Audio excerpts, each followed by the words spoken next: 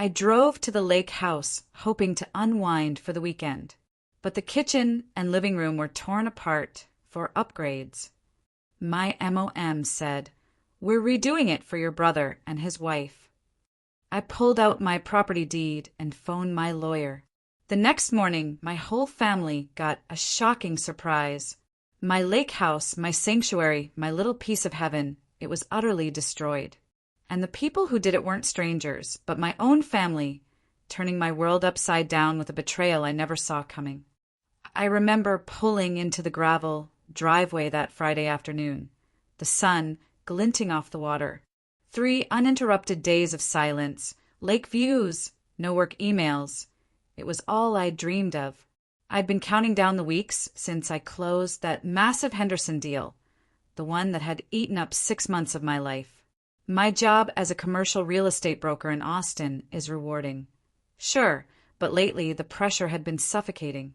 This lake house, 2 hours outside the city in the hill country, was supposed to be my escape, my sanctuary.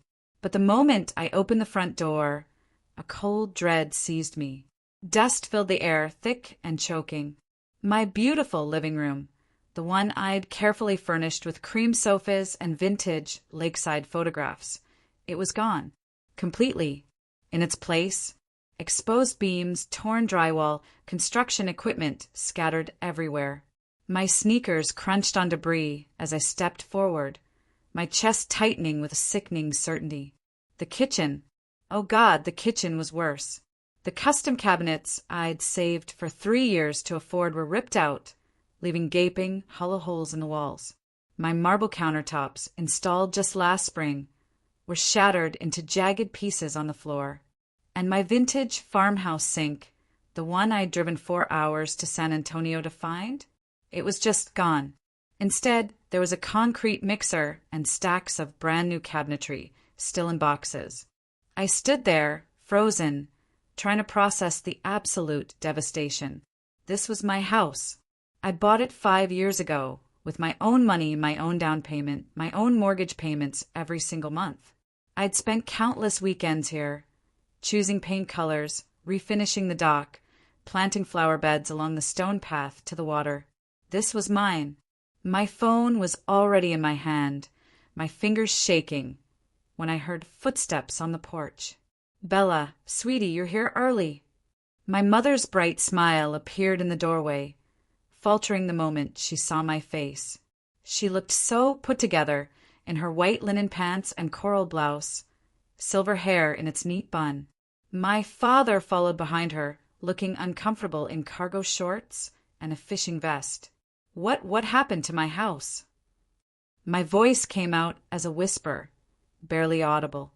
Mom waved her hand dismissively, stepping carefully around a pile of broken tiles. "Oh, don't worry about the mess. The contractor said they'll have everything cleaned up by next month. It's going to look absolutely beautiful when it's finished." Finished? My blood ran cold. "Mom, what are you talking about? Who authorized this?" She blinked at me, genuinely confused by my reaction. "Well, we did, honey. Your father and I. We've been planning this renovation for months." I pulled out my phone, scrolling frantically through my texts. Dozens of messages from my mother over the past few weeks. The usual stuff. Updates about my nephew's baseball games, questions about Sunday dinner, reminders about my cousin's wedding. Nothing. Absolutely nothing about demolishing my house. "There's nothing here about a renovation," I said, holding up my phone, my voice trembling. My father cleared his throat. "Your mother mentioned it at dinner 3 weeks ago. You said it sounded fine." I stared at him. I said, "What sounded fine?" "The remodeling." Mom interjected.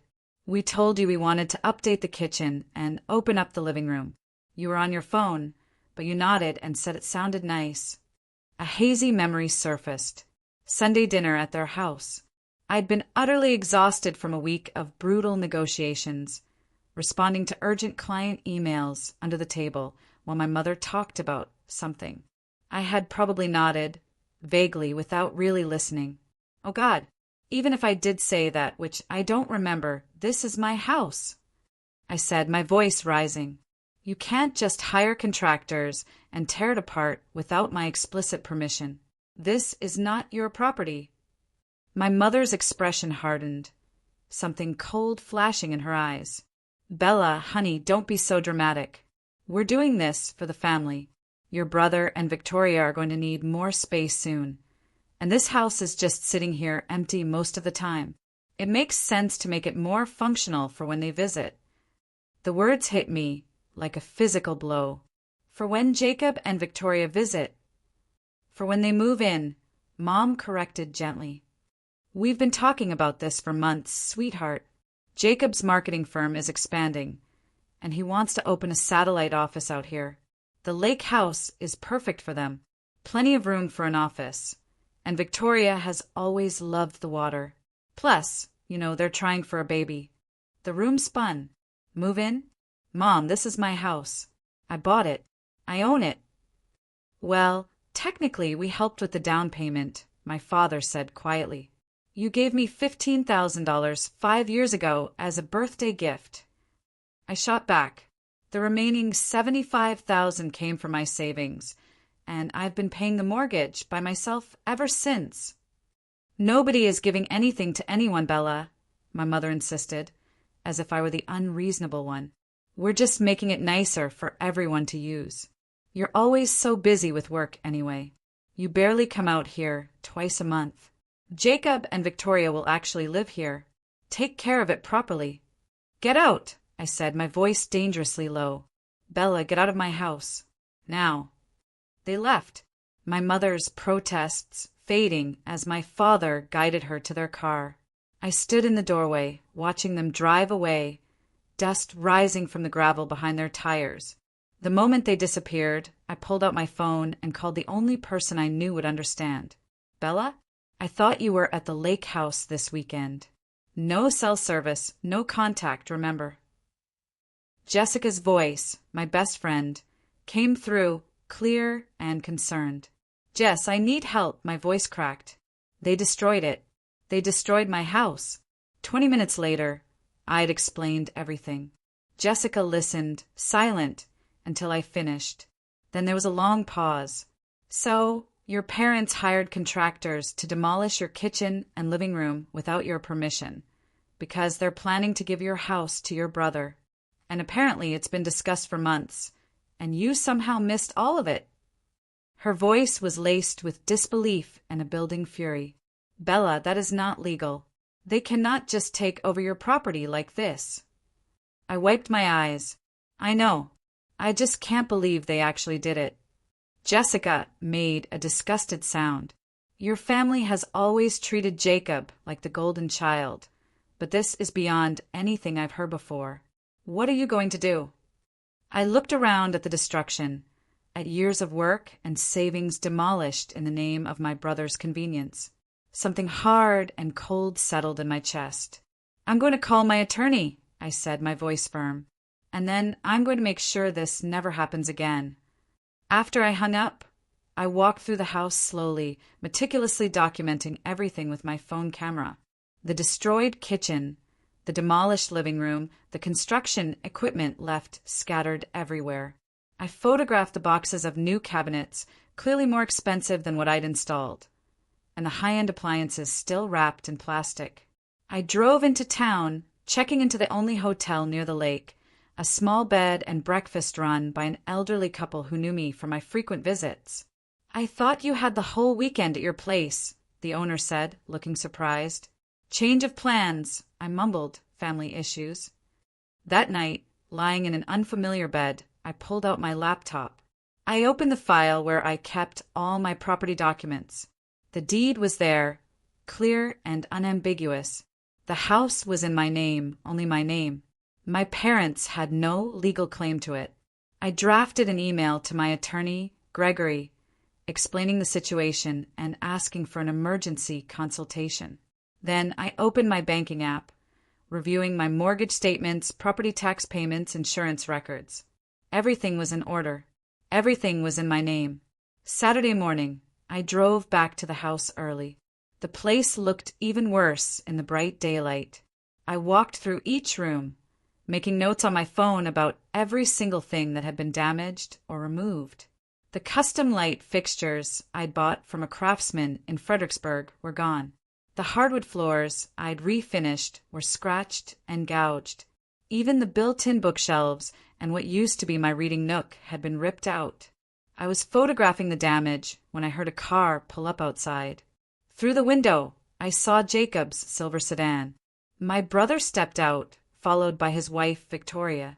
Jacob, 34, 3 years older than me, with my father's tall frame and my mother's easy charm. He had always been the favorite, the one who could do no wrong. Victoria was petite and blonde, with a sweet smile I'd never quite trusted. They walked in without knocking. "Bella." "Hey," Jacob said, grinning, completely oblivious. "Mom said you were upset about the renovation. I thought I'd come by and show you the plans. Once you see what we're doing, you're going to love it." I set my phone down carefully. "Jacob, this is my house, right?" "Yeah, of course." He pulled out his phone, ready to show me something. "But Mom and Dad explained about the arrangement, right? How it makes more sense for Victoria and me to be out here full time. You're barely here anyway." "There is no arrangement," I said, my voice flat. "This is my property. I own it, and nobody asked my permission before hiring contractors to tear it apart." Victoria stepped forward, her smile dripping with false sympathy. "Bella, I know change is hard, but this is really going to be better for everyone. The kitchen was so outdated, and the living room layout was really closed off. We're opening everything up, adding French doors to the deck, putting in a real master suite upstairs." "I don't care," I cut her off. "I care that this is my house, and you have no right to be here making decisions about renovations I never approved." Jacob's smile finally faded. "Come on, Bella. Don't be like this. Mom and Dad are helping us out, and it's not like you're using the place. You're always working, always too busy for family. Victoria and I actually want to be here." The implication was clear. I was the selfish career woman, too focused on work to appreciate what I had, while Jacob and Victoria understood the value of family and home. It was the same toxic narrative I'd heard my entire life. "Get out," I said quietly, a tremor in my voice. "Bella, get out of my house right now. Both of you, or I'm calling the police." Victoria's sweet smile turned sharp. "You know, your mother was right. You are being incredibly selfish about this." "I'm acting like someone whose property was illegally vandalized," I retorted. "Leave, now." They left, and I stood alone in the ruins of my living room, my heart pounding. I called Gregory from the front porch, looking out at the lake that had always brought me peace. He answered on the second ring. "Bella, I got your email. This is quite a situation." I explained everything that had happened since yesterday, including the conversation with Jacob and Victoria. Gregory listened, not interrupting once. "All right," he said. "Here's what we're going to do. First, you need to document everything. Every piece of damage, every conversation, every text message. Second, I'm going to draft a cease and desist letter to the contractors and your family members, making it clear that no further work is to be done without your written authorization. Third, we're going to send formal notice that any family members currently occupying or attempting to occupy your property are doing so illegally." "My parents are going to lose their minds," I said, already bracing myself. "That's not your problem," he stated calmly. "What they did is trespassing and destruction of property at minimum. You'd be well within your rights to press charges, though I wouldn't recommend starting there." "What about the renovation? Can I hold them liable for the costs?" "Absolutely. If they hired contractors without your permission, they are responsible for both the cost of the unauthorized work and the cost of restoring your property to its previous condition. Do you have documentation of what the house looked like before?" I thought of the dozens of photos I had taken over the years, every improvement, every new piece of furniture. "Yes, I have everything." "Good. Send me all of it. I'll put together a demand letter as well. And if they don't pay. Gregory paused. Then we take them to court. But Bella, I have to ask, are you prepared for that? Suing your family is going to create a permanent rift. I looked at the exposed beams of my demolished living room, at the construction equipment scattered across my floor. I thought about my mother's casual dismissal of my ownership, Jacob's entitled assumption that he could just take what was mine. Yes, I said, I am prepared. That afternoon, I spent hours gathering every piece of documentation I had. Photos of the house before and after each improvement, receipts for appliances, furniture, custom work, my mortgage statements and property tax records, screenshots of my mother's text messages, none of which mentioned any renovation plans, even a recording of my conversation with Jacob and Victoria, which I'd started as soon as I heard them pull up. I organized everything into folders and sent it all to Gregory. Then, I drafted a message to my family group chat. I need to make something very clear, I wrote. The lake house is my property. I purchased it with my own money. I pay the mortgage with my own money, and I am the sole owner according to the deed. No one had my permission to hire contractors or begin any renovations. Effective immediately, all work must stop, and all family members must vacate the property. My attorney will be sending formal notice of this shortly. Any further trespassing or damage to my property will result in legal action. I hesitated before hitting send. This was it. The moment I drew a line that could not be uncrossed. I took a deep breath and I hit send. The responses came almost immediately. My mother first, a long paragraph about how hurt she was that I would threaten the family with legal action. My father, shorter, saying I was overreacting. Jacob, furious, accusing me of ruining his plans and being vindictive out of jealousy. I muted the group chat and set my phone face down. Sunday morning, I met Jessica for coffee. She hugged me tightly when she saw me. You look terrible, she said, which was why I loved her. Jessica never sugarcoated anything. I feel terrible, I admitted. We sat down with our coffees, and I filled her in on everything that had happened since our phone call. I cannot believe Jacob actually showed up and acted like he had a right to be there, she said, disgusted. The entitlement is unreal. That's the worst part, I said. He genuinely does not see anything wrong with it. None of them do. What did Gregory say? He's drafting all the legal notices. They should go out tomorrow.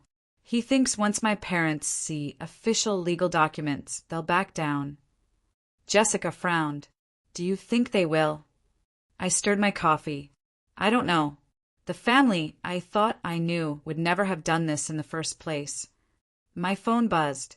Another message in the family group chat. This time from my Aunt Linda.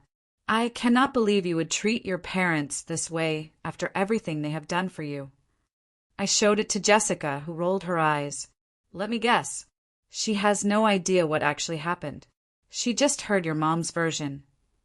Exactly. I muted notifications from my aunt. More were coming in now. Cousins and family friends, all apparently getting updates from my mother about my terrible behavior. You know what you need to do, Jessica said. Fight back. Not just legally, but publicly. If they're going to tell everyone you're being unreasonable, you need to make sure people know the truth. I don't want to air family drama on social media, I protested. I'm not talking about social media. I'm talking about facts. When people ask you what's going on, and they will, you tell them the truth. Your parents hired contractors to demolish your house without permission so they could give it to your brother. Period. No emotion, no drama, just facts. She was right. I had spent my whole life trying to keep the peace, trying not to make waves. But staying quiet hadn't protected me. It had just made it easier for them to take advantage. Okay, said. Facts only. I can do that. Monday morning arrived with an email from Gregory. The cease and desist letters had been sent via certified mail and email to my parents, Jacob, Victoria, and the contracting company. I read through the legal language, clear and unambiguous, laying out my ownership of the property and demanding all work stop immediately. There was also a demand letter requiring my parents to pay for all damage to the property, with a deadline of 15 days to respond. I was sitting in the hotel breakfast room when my phone rang. Mom. I let it go to voicemail. She called again immediately. Then my father. Then Jacob. I ignored them all. The voicemail notifications piled up. I waited until after I finished my coffee before listening. My mother's voice was shrill with anger. Bella, what have you done? We just received a legal threat from some attorney claiming we trespassed on your property. This is absurd. You need to call this off right now before you embarrass the entire family. My father sounded tired and disappointed. Bella, honey, I know you're upset, but getting lawyers involved is not the answer. Please call your mother back so we can work this out. Jacob was furious. Are you kidding me right now? You sent us a cease and desist. Victoria is in tears. Mom is having a breakdown. All because you can't share a stupid house that you barely use. Grow up, Bella. I deleted all the voicemails and opened my laptop. Time to start researching restoration contractors and getting quotes for fixing the damage. By Tuesday afternoon, I had estimates from 3 different contractors on the cost of restoring my house to its previous condition. The numbers were staggering. Between the custom cabinets that had been destroyed, the hardwood floors that were damaged, the fixtures that were missing, and the labor to undo all the demolition work, I was looking at close to $90,000 in repairs. I sent all the estimates to Gregory with a note. Does this seem reasonable? He called me instead of emailing back.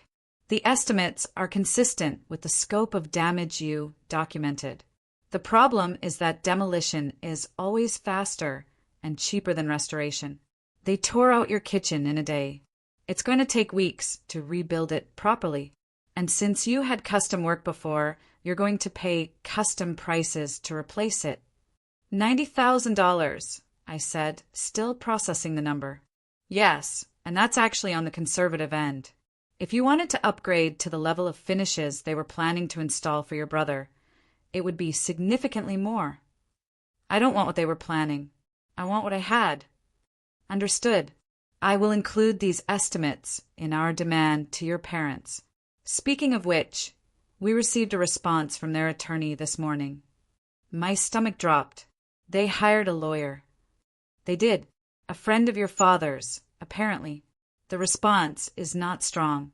He's arguing that your parents had implied permission to make improvements based on your conversation at dinner and their financial contribution to your down payment 5 years ago. That's ridiculous. I agree. And frankly, so would any judge. The law is very clear on property ownership, but it does mean they're fighting this rather than accepting responsibility. I closed my eyes. Part of me had hoped that once they saw the legal documents, they would back down and apologize. That hope was dead now. What's our next step? I asked, my voice thin. We file a lawsuit. Civil trespass and destruction of property. We sue for the cost of repairs, plus damages for loss of use of your property during the restoration period, plus legal fees. Given the documentation you have, this is a straightforward case. How long will it take? Could be anywhere from 6 months to a year before we get to trial, unless they settle. But in the meantime, we can request an emergency restraining order preventing any further work on the property and requiring your family members to stay away. Do it, I said. All of it. The next few days blurred together. I hired one of the restoration contractors to begin work immediately, paying out of my savings account and documenting every expense. The restraining order was granted, with the judge clearly unimpressed by my family's legal arguments. My parents and Jacob were ordered to stay at least 500 feet from the property until the case was resolved. The family fallout was immediate and brutal. My phone exploded with messages from relatives I barely knew, all telling me I was destroying the family over money. My mother's best friend called to tell me I should be ashamed of myself. My grandmother 86 years old and usually so kind, left a voicemail saying she was disappointed in the woman I had become. Only Jessica and a handful of my work friends understood. "They're circling the wagons," Jessica said, when I showed her some of the messages. "Classic family behavior. You're threatening the established order, so everyone is rallying to protect it." "I just wanted them to admit what they did was wrong and pay to fix it," I said, exhausted. "That's all." "You don't have to destroy anything," she countered. "You just have to stand up for yourself. And in your family, that's the same thing." By Friday, 1 week after I had discovered the destruction, I was back in Austin for work. The restoration on the house was underway, with the contractor promising to have everything finished in 6 weeks. The lawsuit was filed, the restraining order was in place, and I had not spoken directly to any member of my immediate family since the day I sent that group chat message. I threw myself into work, grateful for the distraction, but my concentration was shot. I kept checking my phone for updates from Gregory, from the contractor, for new messages from relatives who wanted to tell me what a terrible person I was. At my desk on Wednesday afternoon, my phone rang with a number I didn't recognize. I almost let it go to voicemail, but something made me answer. "Is this Bella?" A woman's voice, professional and crisp. "Yes. Who is this?" "My name is Patricia. I'm calling from Henderson Construction, the company that was doing work on your property before we received the cease and desist letter. I wanted to reach out personally because something about this situation has been bothering me." Patricia continued, her voice careful and measured. "When your parents hired us, they presented documentation that they said proved they had the right to authorize work on the property. After we received the legal notice from your attorney, I pulled our file to review everything." "Okay," I said slowly, my heart rate picking up. "The documents they showed us were partially falsified, or at least they misrepresented what they were. They had a copy of your property deed, but they told us it was in their name. They also had what they claimed was a power of attorney giving them the right to make decisions about the property. After your attorney's letter, I had our legal team verify the deed. It is in your name only, exactly as you stated. There is no power of attorney on file with the county. I felt cold. They forged documents to hire you. Not forged exactly, more like they lied about what the documents meant. But yes, essentially they misrepresented their authority to hire us. If we had known they did not have legal permission, we never would have accepted the job. Why are you telling me this?" Patricia hesitated. "Because I've been in this business for 20 years and I know the difference between a family disagreement and something more serious. What your parents did crosses a line. You deserve to know exactly what happened. Also, frankly, we do not want to be caught in the middle of this lawsuit. If you need any documentation from us about what we were told and what documents we were shown, we will provide it." After I hung up with Patricia, I sat at my desk for a long time, staring at my computer screen without seeing it. My parents had lied to the contractors. They had deliberately misrepresented documents to make it seem like they had the authority to demolish my house. This wasn't a misunderstanding or a difference of opinion about family property. This was calculated deception. I called Gregory immediately and told him everything Patricia had said. "That changes things," he said, his voice grim. "If they knowingly misrepresented their authority to the contractors, that could be fraud. It certainly strengthens our civil case significantly. Can you get a written statement from this Patricia?" She said they would provide documentation. "Good. Follow up with her and get everything in writing. This might be enough to push them toward a settlement. Most people don't want to go to trial when there's evidence of deliberate deception. But my parents did not settle. Instead, their attorney sent a response claiming that Patricia was lying to protect her company from liability, that my parents had every right to make improvements to a property they had helped purchase, and that I was being vindictive and using the legal system to punish them for treating my brother fairly. I read the response twice, feeling something break inside me. They weren't going to admit what they did. They weren't going to take responsibility. They were going to fight this all the way, and they were going to keep insisting they were the victims. That night, I called Jessica. I need to know something. Be honest. Am I being unreasonable? Is there any part of this where I am in the wrong? Bella, no. Absolutely not. They destroyed your house without permission. They lied to contractors to do it. They are trying to give your property to your brother. There is no universe where you are the bad guy here. Then why does it feel like the whole world thinks I am? Because your family has spent your entire life making you believe that your needs don't matter as much as Jacob's, Jessica said bluntly. And now you're finally pushing back and they can't handle it.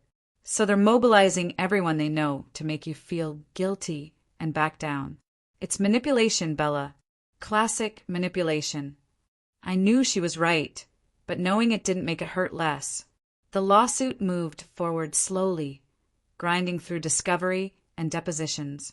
My parents' attorney tried every delay tactic in the book, asking for continuances and extensions and additional time to respond to every filing.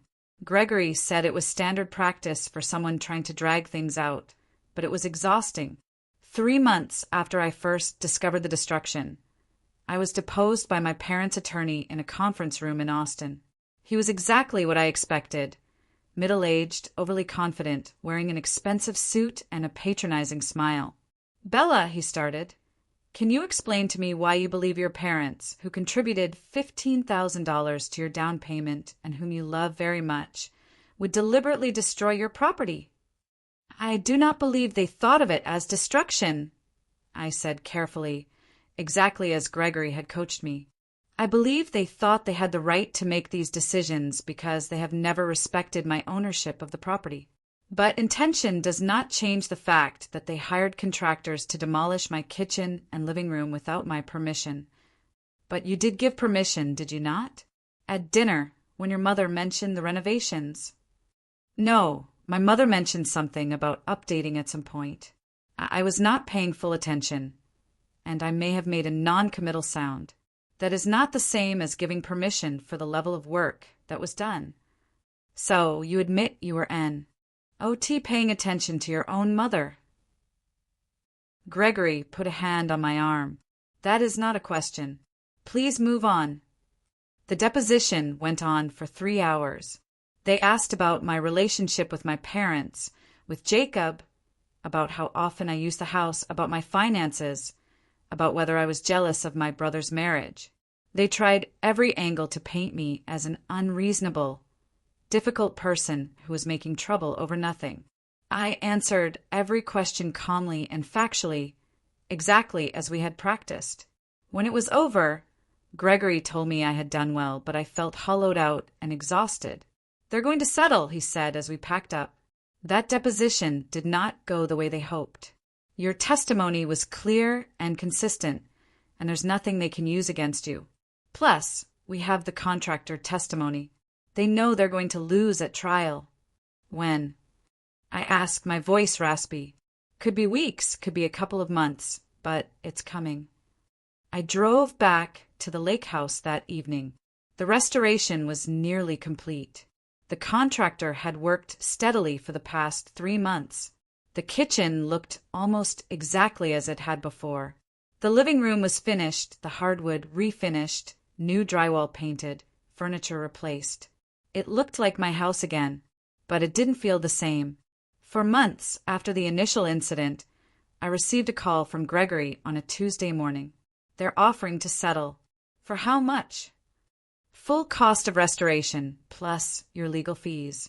No admission of wrongdoing, but a statement that they regret the misunderstanding and will not contest your ownership of the property. I thought about it. The restoration had cost $87,000. My legal fees were up to $40,000 and climbing. This would make me whole financially, even if it did nothing for the emotional damage. What do you recommend? I asked. Take it. I know you want them to admit they were wrong, but you're not going to get that. This gets you paid back and ends the legal battle. You can move on with your life. Moving on with my life. That sounded good.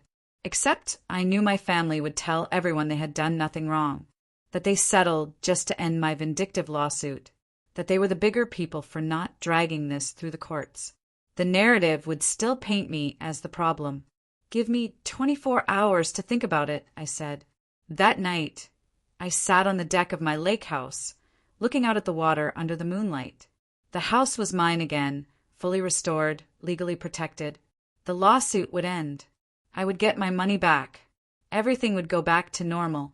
Except it wouldn't, because normal had meant being the family member who was expected to accommodate everyone else. Normal had meant watching Jacob get preferential treatment and staying quiet about it. Normal had meant letting small violations slide until they became big ones. I didn't want normal anymore. I called Gregory the next morning. "I want a counteroffer." "All right. What do you have in mind?" "Full cost of restoration, legal fees, and an additional $100,000 in damages for emotional distress and loss of use of property, plus a written apology signed by both parents that acknowledges they did not have permission to hire contractors or authorize work on my property, to be provided to the contractors and filed with the county property records." Gregory was quiet for a moment. "That's going to push us back toward trial. They are not going to agree to that." "Then we go to trial," I said, my voice firm. "I am done pretending this was not as bad as it was." 2 weeks later, my parents rejected the counteroffer.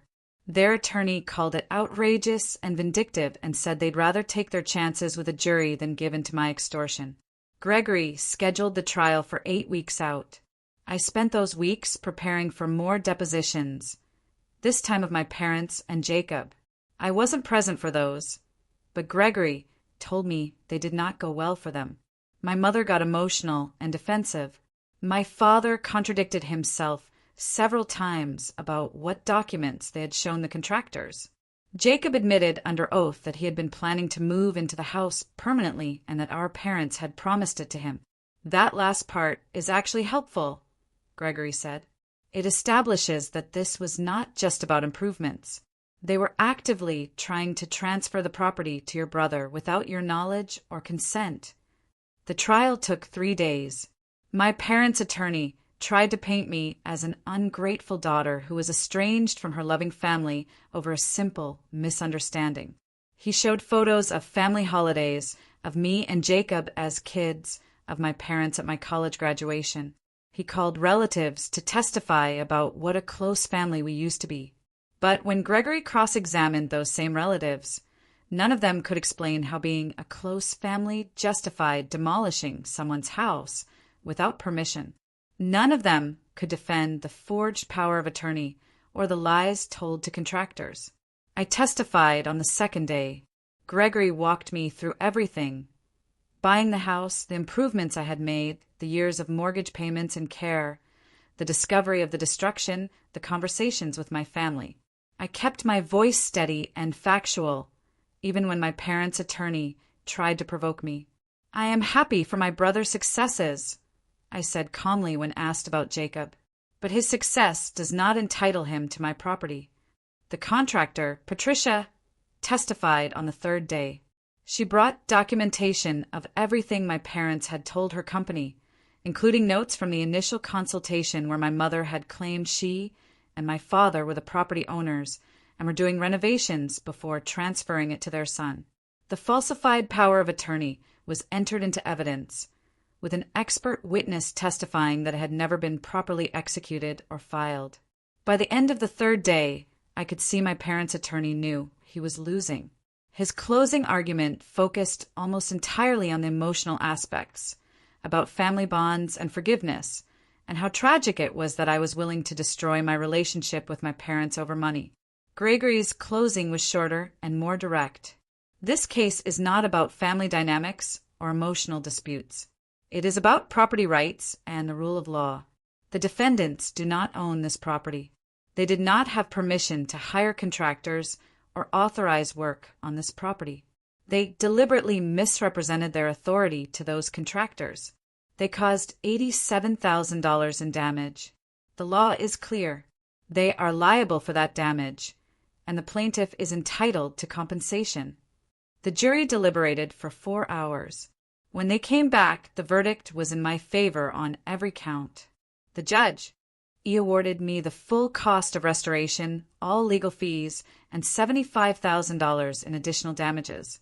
He also issued a permanent injunction preventing my parents or Jacob from entering the property or making any claims to it.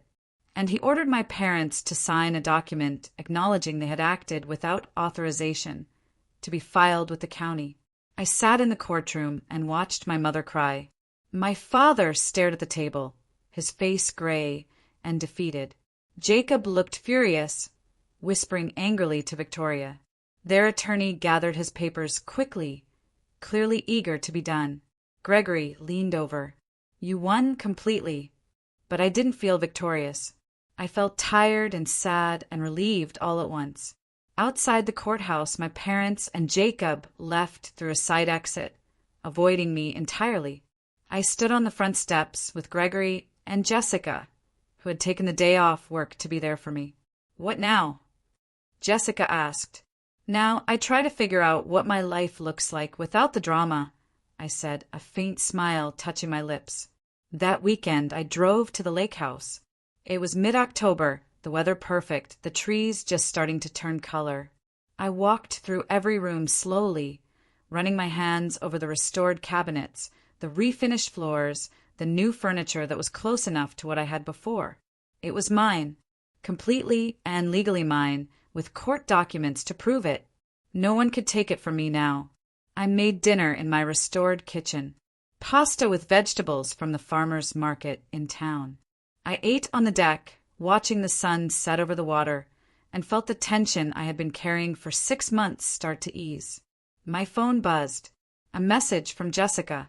How is it? Peaceful, I typed back. Finally peaceful. The next morning, I woke up early and went for a run along the lake trail. When I got back, there was a car in my driveway, my grandmother's old sedan. I approached cautiously. Grandma was sitting on my front porch, a basket beside her. I brought muffins, she said when she saw me. Blueberry, your favorite. I sat down on the step below her, not quite ready to trust this. Grandma, what are you doing here? I wanted to apologize. She looked older than I remembered, more fragile. I was wrong about what I said to you. I was wrong to take your mother's side without asking for your side of the story. And I was wrong to think that family always means accepting whatever treatment we get.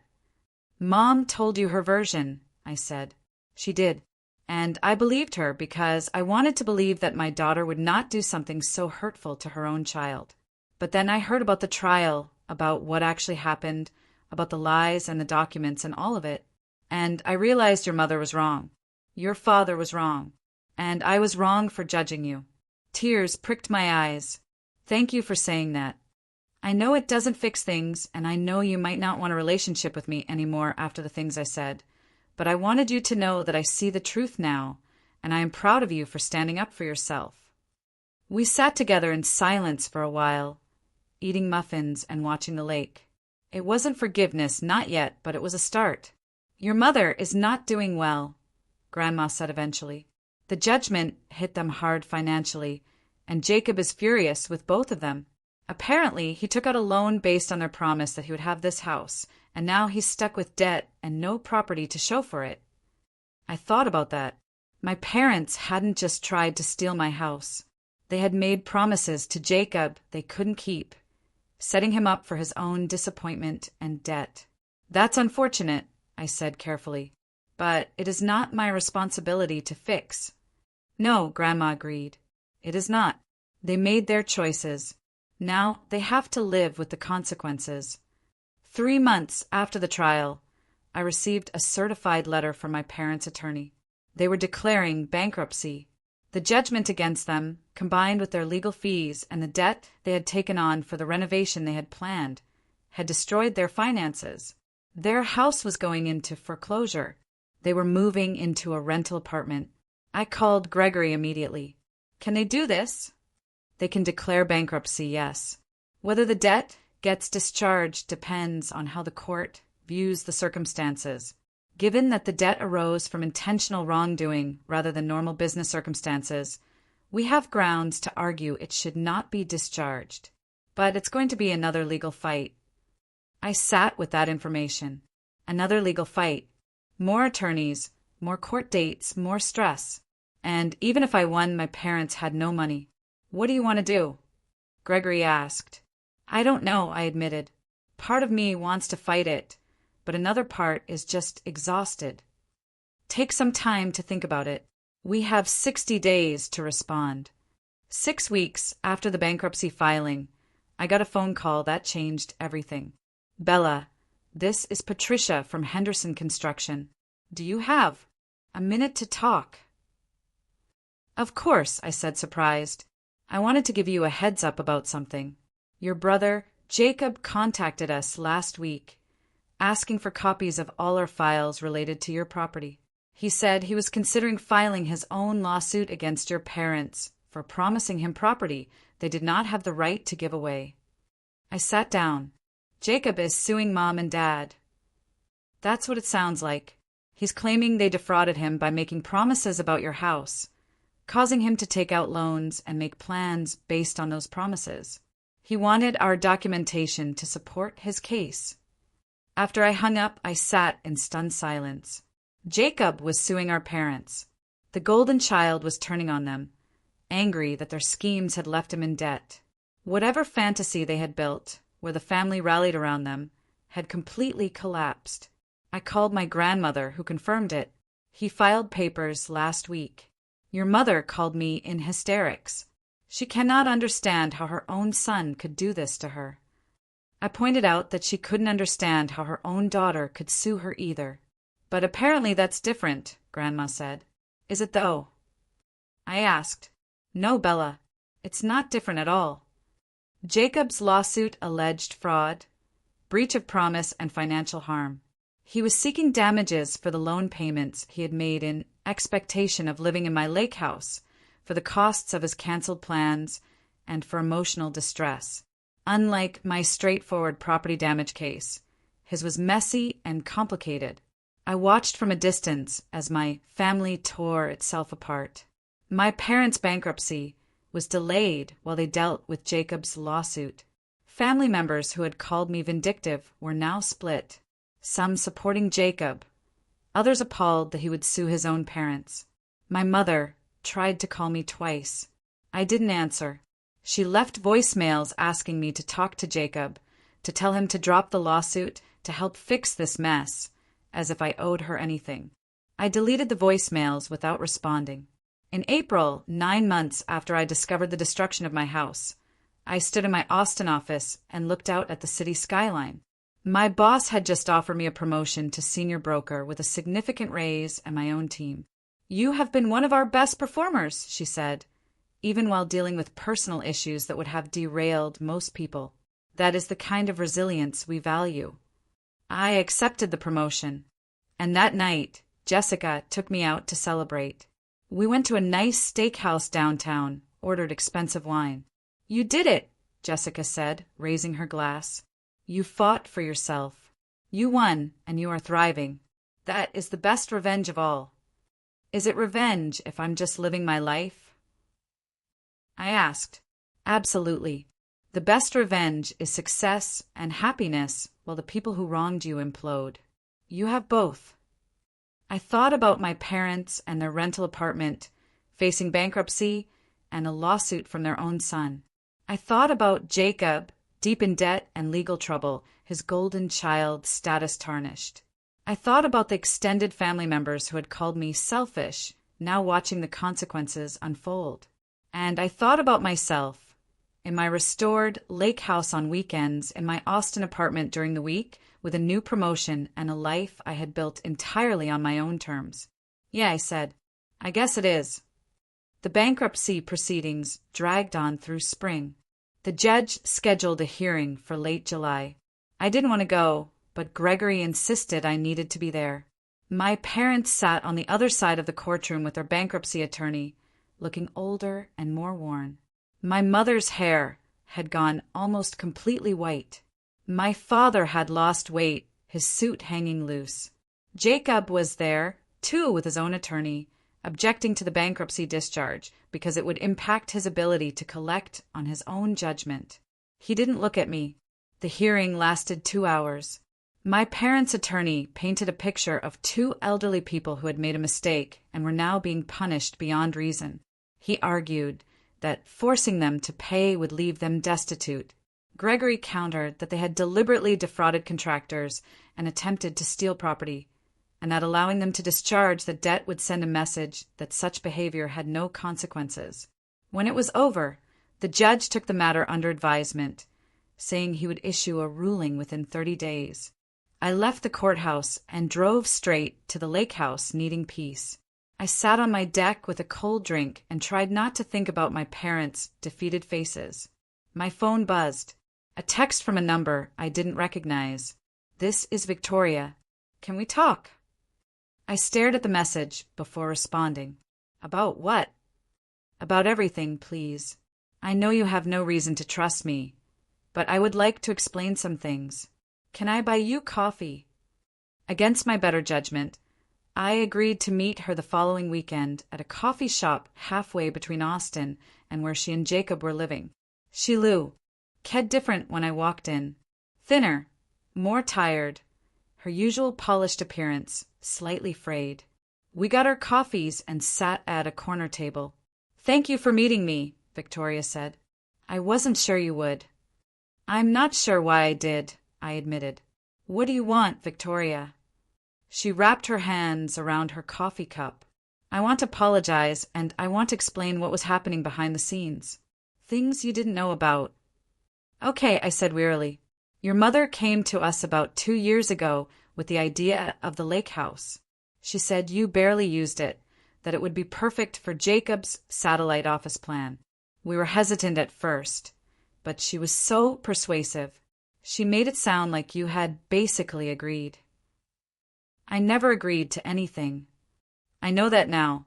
But your mother was so convincing," Victoria continued, her voice quiet. "Your parents took out a home equity loan on their house to pay for the renovation.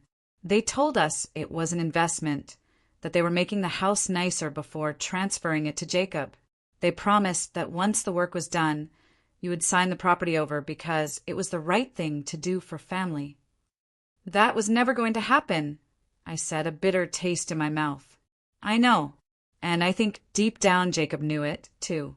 But your mother was so certain and so confident. She had this whole vision worked out, and we wanted to believe it because we needed it to be true. Jacob's business was not doing as well as he let people believe. The idea of having the lake house, of not having to pay rent or a mortgage somewhere, was really appealing." I sipped my coffee, letting her talk.